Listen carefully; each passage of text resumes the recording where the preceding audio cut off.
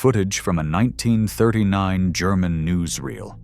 This is how the physical training of Wehrmacht soldiers was conducted on the eve of the Second World War.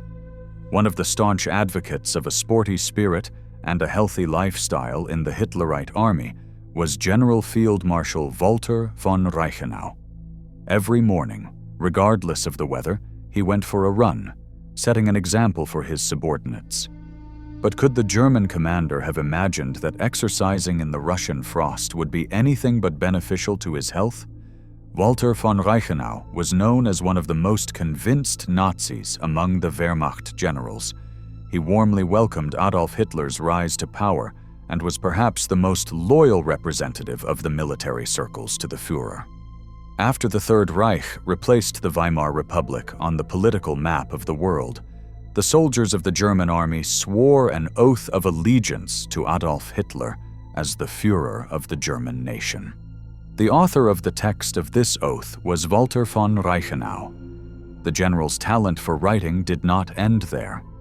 On October 10, 1941, another notorious document was released under his authorship, titled On the Conduct of Troops in the Eastern Territories, better known as the Reichenau Order. In essence, it gave free rein to the soldiers of the Wehrmacht to commit any atrocities in the occupied territories of the Soviet Union. This document stated that military actions were being conducted not only at the front, but also in the rear. Subhumans, yes, subhumans, which German Nazism considered Russians, Belarusians, Ukrainians, Jews, Gypsies, were to be simply exterminated. Separately, it was mentioned that female servicemen of the Red Army were to be destroyed. The German military machine believed that if a woman fought in the army, she was not just a subhuman, but a subwoman, and it was not even worth taking them as prisoners. Walter von Reichenau's career was rapidly on the rise.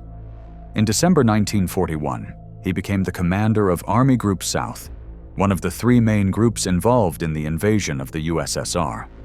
Initially, von Reichenau's group advanced eastward at a rapid pace. Hitler was pleased, and the field marshal was happy. It seemed that nothing could go wrong. He did not drink, did not smoke, and at 57 maintained excellent physical shape. But on January 12, 1942, after a morning run in -40 degrees Celsius near Poltava, von Reichenau suddenly lost consciousness. He was diagnosed with a cerebral hemorrhage, or more simply, a stroke. A military medical council decided that performing a medical intervention or surgery under the existing conditions in Army Group South was not advisable. Therefore, it was decided to transport von Reichenau to the territory of the Reich, specifically to Leipzig, where he was to undergo surgery. The field marshal was sent to Germany by plane. However, during a refueling stop in Lviv, an air crash occurred. The pilot lost control and crashed into a hangar. It seemed as if fate itself, which had sentenced Walter von Reichenau to death, was determined to see it through to the end. It is not definitively known what exactly caused Walter von Reichenau's death, whether it was the stroke during the flight or the accident that occurred in Lviv. But in any case, he was buried in Germany in a closed coffin. Walter von Reichenau became the first Wehrmacht field marshal to perish during the Second World War. The first death among German generals was that of Eugen von Schobert. He also died under rather absurd circumstances.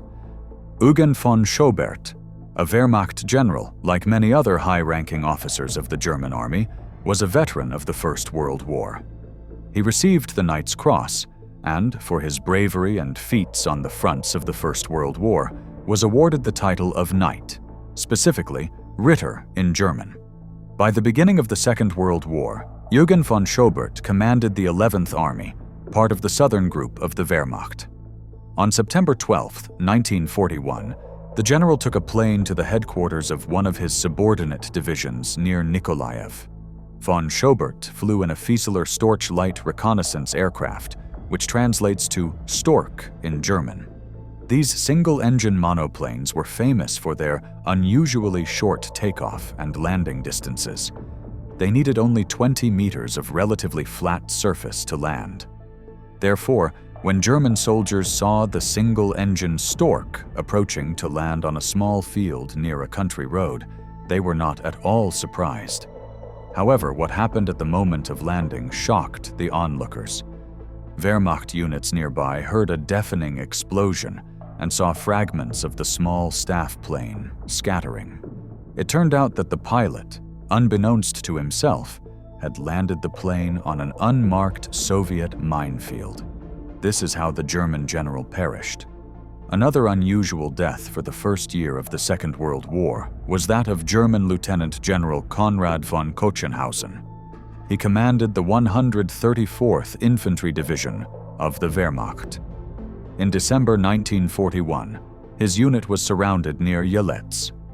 Understanding that he was in danger of becoming the first high-ranking German commander to be captured by the Red Army, he made what he believed to be the only correct decision: to shoot himself.